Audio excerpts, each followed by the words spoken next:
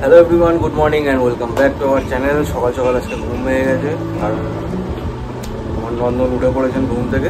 আর সকালবেলা ওকে একটু দিয়েছিলাম রোদে, এই যে জানলা দিয়ে রোদ আসছিল আর রোদের তাপটা আজকে প্রচণ্ড বেশি, সেই জন্য বেশিক্ষণ রাখিনি। তখন থেকে উসুস করছে, ঘুমটাও ভেঙে গেছে, ঘুমের ডিস্টার্ব হচ্ছে, খালি বুক বেজার করছে। এখনও অব্দি আওয়াজ করেনি, বাট করবে মনে হচ্ছে। আগে তো উঠে পড়েছে। আর ওদিকে ম্যাডাম সকালবেলাতে উঠেছিল, ওকে খাইয়েছে, ডাইপার চেঞ্জ করানো হয়েছে, ওদিকে তারপরে ও একটু রেস্ট নিচ্ছে আর ঘুমোচ্ছে। সারা রাত তো সেরকমভাবে ঘুম হয় না। তো যাই হোক, চলো দিনটাকে আজকে এখান থেকে এইভাবেই শুরু করি। ভেবেছিলাম একটুখানি রোদে রাখবো, সে আর কিছুতেই থাকলো না। রোদটা খুব চড়া আজকে, গায়ের মধ্যে রোদটা লাগতে না সঙ্গে সঙ্গে চ্যার করে উঠেছে। তারপরে কিছুতেই আর তাকে রাখা গেল না। খিদেও পেয়েছে, খেয়েছে অনেকক্ষণ আগে। যাই হোক, আমার মায়ের কাছে দিয়ে এসছে, ওর মা খাওয়াচ্ছে। এদিকে সকালবেলা বসেছে অ্যাজ ইউজুয়াল চায়ের আড্ডা। এখন সকালের টিফিনের অ্যারেঞ্জমেন্ট হচ্ছে। টিফিনের মেনু চেঞ্জ হয়ে গেছে নাকি?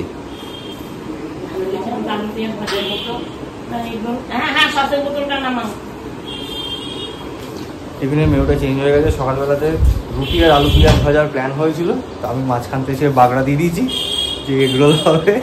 আবার মেনু চেঞ্জ, এখন এগরোলই হবে। তো যাই হোক, এখন আমি ফ্রেশ হবো। ফ্রেশ হয়ে সকাল থেকে ফ্রেশ হওয়ার সময় পাই। আমার কোলে হলো না, মা খাওয়ালো শোয়ালো হলো না, ঠাম্মুর কোলে গিয়ে এখন দুলতে গান শুনতেও নিক হচ্ছে। ঘড়ির পেন্ডুলামই হয়েছে। ওইখানে গিয়ে তারপর গিয়েছে অনেকদিন ধরেই বলছে, আমি শুধু বলছি দোলনা শোয়াবে, তারপরে দোলনার অভ্যাস হয়ে যাবে। দোলনা কোথায় রাখে এইখানে থাকবে। আচ্ছা, নিচে গান শুনতে বাবু ঘুম আসছে।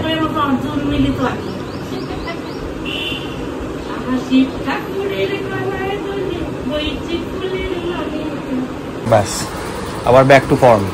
হলো না, কোনো দিক থেকে হলো না।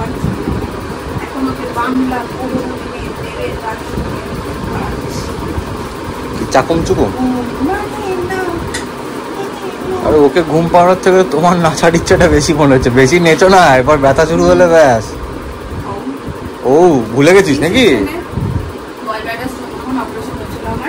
তখন কি রেস্ট নেওয়া, ওই মাইক্রো সার্জারিতেও কি রেস্ট নিয়েছি আমি। না হারিয়ে হয়ে যাবে বলেছে, রেস্ট নিতে হবে। অপারেশন হয়েছে আমার, খুবই রেস্ট নিয়েছি। সেকশনে এত বড় একটা মেটার অপারেশন, কোথায় কি চলে গেছে সবাই জিজ্ঞেস করে, ব্যথা আছে কোথায়? ব্যথা বুঝতে পারছি না, ব্যথা বোঝার সময়ই নেই।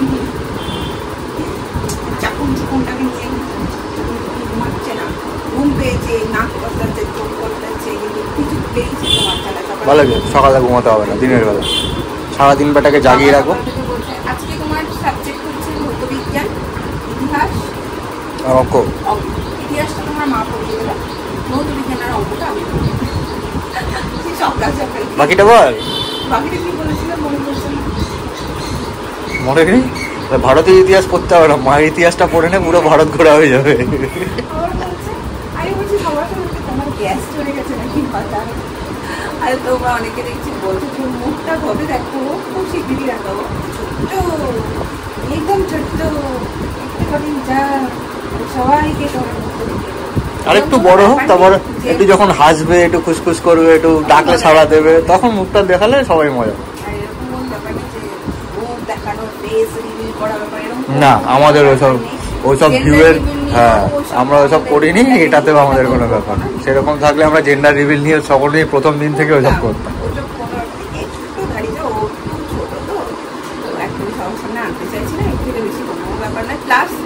বাড়িরও কিছু রেস্ট্রিকশন, বাড়িরও কিছু রেস্ট্রিকশন অবশ্যই আছে বড়দের, আর বড়দের কথা শুনতে হয়। এই ব্যাপারে আমি পুঙ্খানুপুঙ্খ শুনেছি, তো সেই জন্য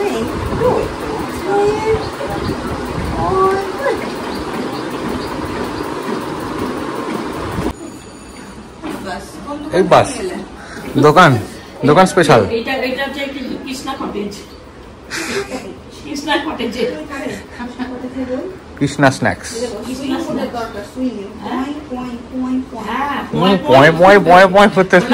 বোলপুরে যাবে, মাকে বলবে ওই মধ্যে উঠানে আম গাছ আছে না, দোলনা বেঁধে দিতে।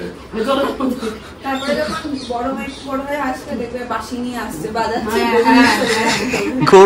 বোলপুরে গিয়ে ওই তো শিখবে, বোলপুরে গিয়ে এটা শিখতে হবে, তাই না? নিয়ে খেলবে, ছাগল নিয়ে খেলবে, তাই না? মা এই ছাগল নিয়ে খেলে, ছাগলের বাচ্চা কোলে নিয়ে ঘুরে বেড়াচ্ছে, ছেলে বা বাদ যাবে কেন? কুকুরের বাচ্চা কিছু বাদ দিয়ে বাদ যাবি কেন? কেন দিদিভাই ওদের গিনি পিগ না কি জানো? খরগোশ, খরগোশ। হ্যাঁ, দিদিয়াও তো তাই, খরগোশ নিয়ে। কেন মন্ডার মিঠাই। এটা ভালো, বাগানে দুটো আম গাছের মধ্যে কি বলে কাপড় বেঁধে ঝুলিয়ে দেবো, দিদিয়াকে বসিয়ে দেবো, দিদিয়া দোলাবে। আর ওপরে কাকে এসে যখন আম খাবে, কাকের খাওয়া বেশি হয়ে গেলে তখন যখন ত্যাগ করবে তখন পড়বে গায়ের মধ্যে।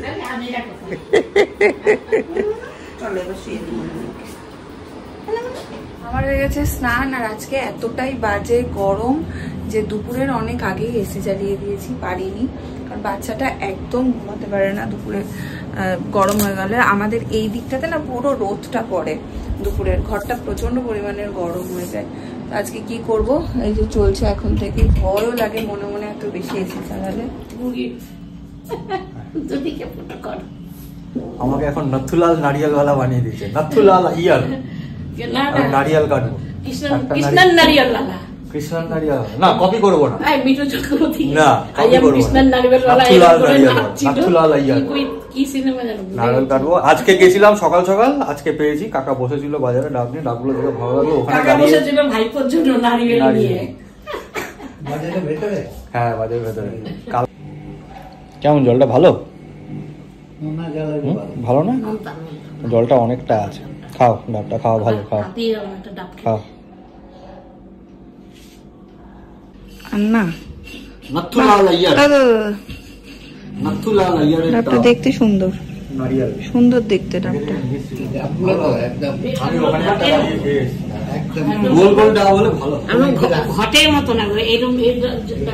একটুখানি ছুটি পেয়েছি, একটুখানি ঘুমিয়েছে, বেশিক্ষণ ঘুমাবে না, ফিট করেনি বেশি, জানি না এটা নর্মাল কিনা, নেটে ফেটে দেখছিলাম, বলছে এটা নর্মালি। তোমরা আমাকে বলো তোমাদের এক্সপিরিয়েন্স থাকলে, যে এক একদিন এরকম করে, 40 মিনিটও যায় না ফিট করে, একটুখানি ঘুমায় আবার ফিট করে, মানে খুব ফ্রিকোয়েন্ট হতে থাকে। আমি ভাবি হয়তো পেট ভরছে না, বুঝতে পারি না এক একদিন, তো আবার এক একদিন ঠিক থাকে। এটা কি নর্মাল নাকি?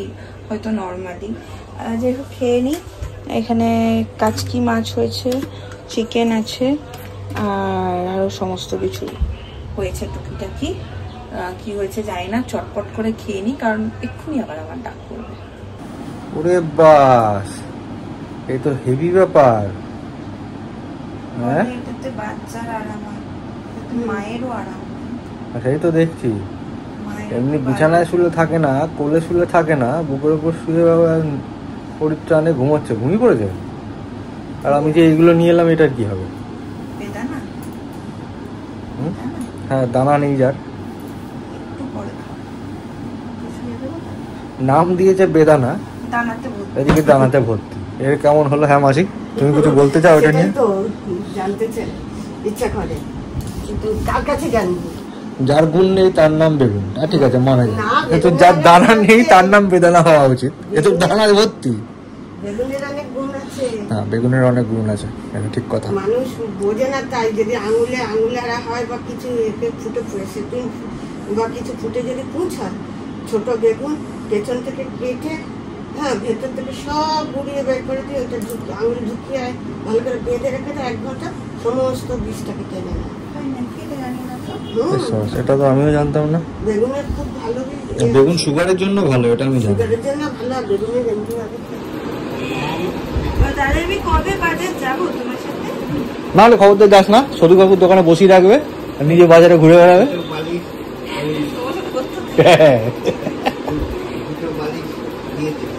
হ্যাঁ, নিকি তো এনে পিসি আর মাসি এসছে হচ্ছে দেখতে ছানাকে, আর হাতে করে কিশোর বাবা নিয়ে এসছে। কি দেখাও? পিসির গিফট দেখার জন্য সবসময় অধীর আগ্রহে থাকে। ফুটটুসের জন্য, ফ্যানের আওয়াজের জন্য মাফ করে দিও, কিছু করার নেই। ব্যাটা ঘুমাচ্ছে, ফ্যানের আওয়াজ চালালে হবে না। দেখো ব্যাটার জন্য। ও মা বাটি প্রিন্ট, সকালে একটা বলে বলে আর বিকালে। বলে বলে কি মিষ্টি জামাগুলো, ভীষণ সুন্দর হয়েছে। পুচকুর এটা প্রথম পয়লা বৈশাখের গিফট, যেটা পিসির হাত থেকে পেলো। আবার ও যখন হয়েছে প্রথম জামাটা পিসি ওর জন্য কিনেছিল। হ্যাঁ, নিজস্ব বয়ফ্রেন্ড, এটার কোনো ভাগ হবে না। সকালে একটা বিকালে একটা পড়বে, কুটকুচের মাও তো পড়তে হবে। কুটকুচের মা পড়বে, দেখেছো কাণ্ড। কুটকুচের মা এটা পড়ে সকালে একদিন দুইখানা। দেখি একটু খোল। বাহ, এই নাইটিগুলো পরে না বিশাল আরাম। বাহ, এই প্রিন্টটা কি সুন্দর, দুটোই ভীষণ সুন্দর, দুটোই ভীষণ সুন্দর। না গো পিসি, এটা হালকা, এটা পরে খুব আরাম।